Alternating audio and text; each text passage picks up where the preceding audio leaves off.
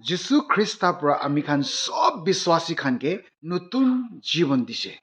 আৰু এইটো নতুন জীৱনটো হলে তাইৰ লগতে থাকি কিনা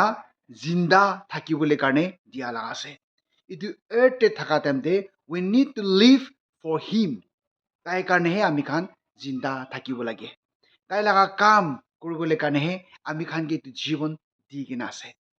আৰু we need to be active in every area আমি খানটো হলে ঈশ্বৰৰ কামতে এক্টিভ থাকিব লাগে বিশ্বাস দেবি সদায় এক্টিভ থাকিব লাগে আৰু অবিডেন্স দেবি সদায় আমি খান এক্টিভ থাকিব লাগে আৰু ঈশ্বৰৰ হাত ধৰাটো আমি খান নাছাৰিব লাগে আৰু সঁচা আপুনি আৰু আমি জানা পিছতে এইটো সঁচাটো মই খানা লাইফ পৰা ৰিফ্লেক্ট কৰিব লাগে এইটো ৱৰ্ল্ডে এইটোহে যীশু খ্ৰীষ্টৰ পৰা মই খান বিশ্বাসী খান পৰা মাঙি আছে আৰু এইটো ঈশ্বৰৰ ইচ্ছা আছে আৰু আপুনি আৰু আমি পৰা এইটো পুৰা কৰি দিব লাগে